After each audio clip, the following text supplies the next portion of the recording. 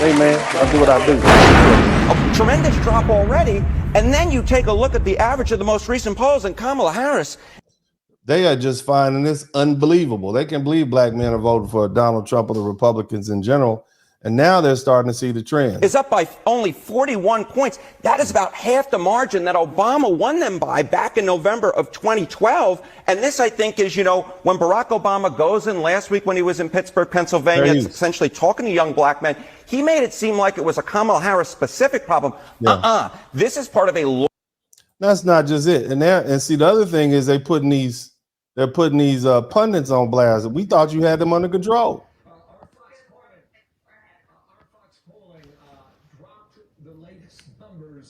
Right smack dab in the middle of that interview, and this is what we found in the second line.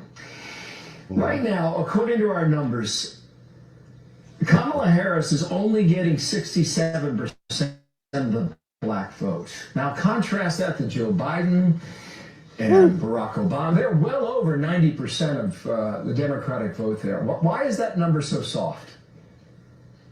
Listen, in a few weeks when I gather my family for Thanksgiving, there'll probably be close to 100 of us, and I can tell you. He didn't ask you about Thanksgiving.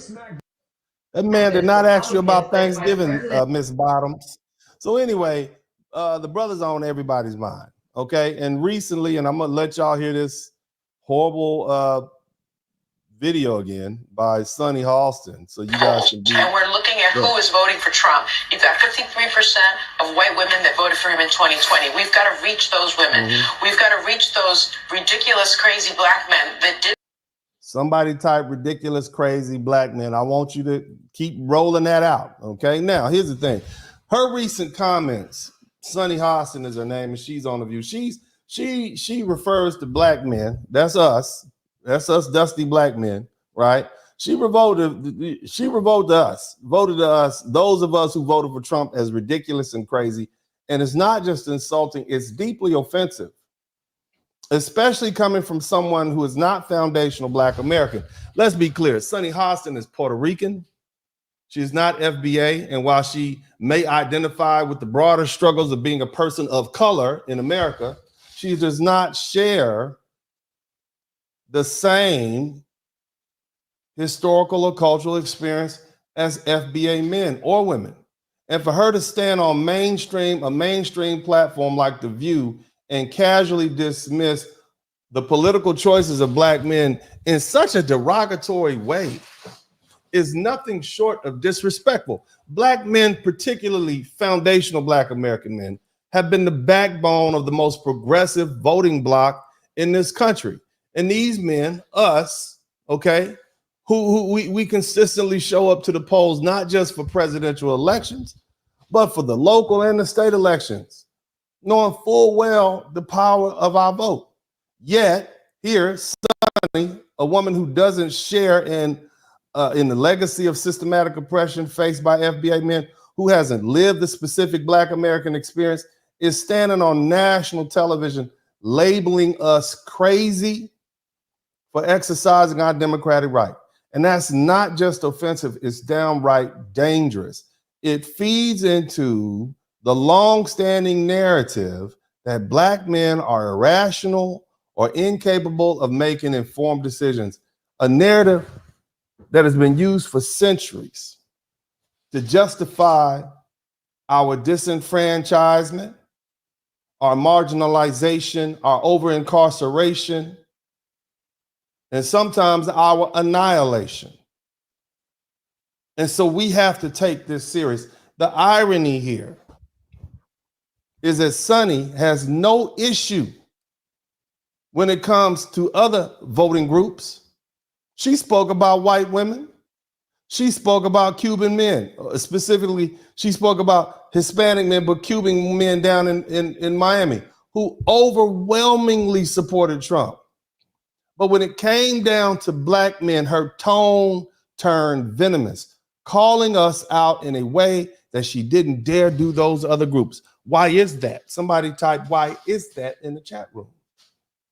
Why is it that foundational black American men, the most consistently loyal Democratic voting bloc, get painted as crazy while others who did the same thing get a pass.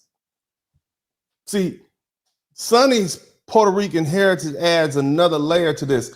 As a Latina, her experience and the struggles of her community, while significant, do not parallel the centuries-long fight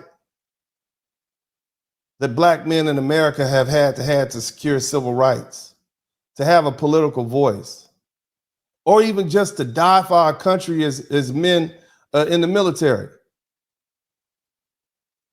She does not even understand our very humanity. For someone from outside the culture, outside the community, to step in and use language that diminishes the contributions and the intelligence of Black men is offensive, and it shows a blatant disregard for the unique burdens that Black men have carried in this country. Sonny's comments are just tone deaf. They're not just tone deaf. They're rooted in the same historical disrespect and vilification that Black men have faced for generations.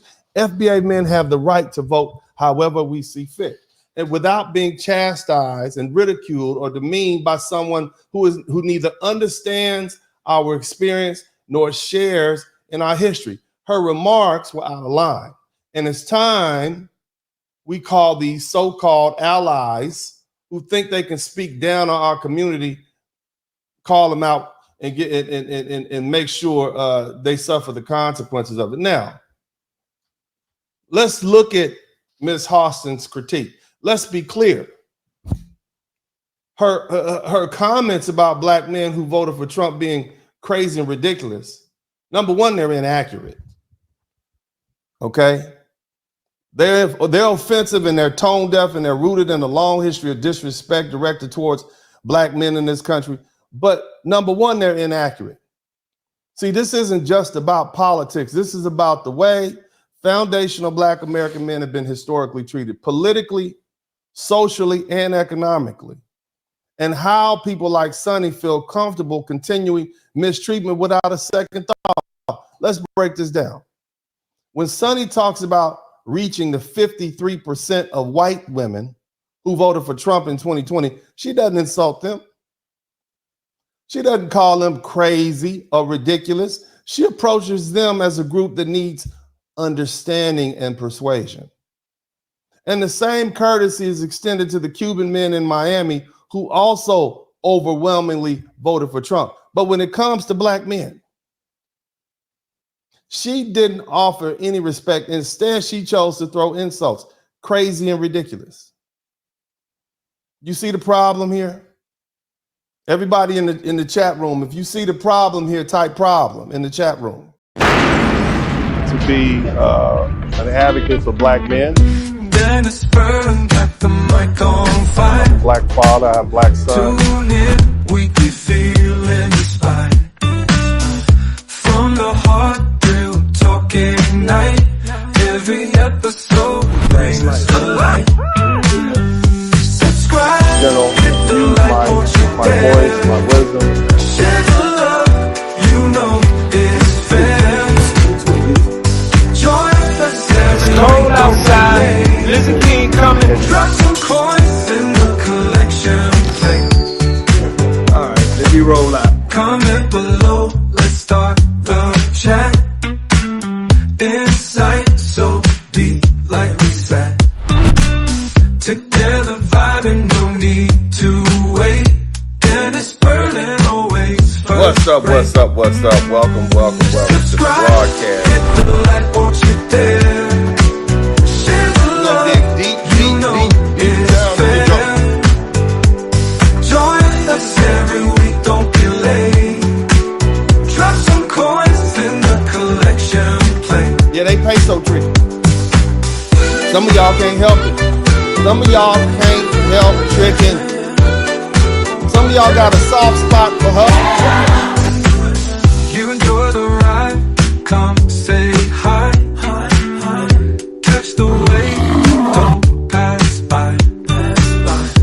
Lifted spirits, always in sight. In this podcast, joy takes flight. Subscribe, hit the like, won't you dare. Share the love, you know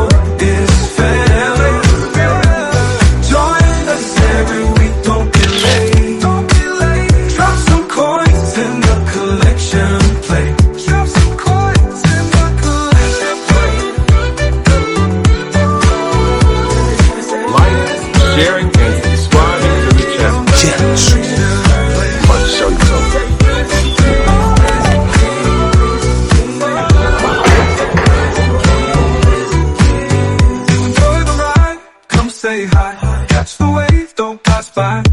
Lifted spirits always in sight. In this podcast, joy takes flight. Subscribe, hit the like, won't you dare? Share the love, you know it's fair. Join us every week, don't be late. Drop some coins in the collection plate. Drop some coins. Donation. I thought it was a class.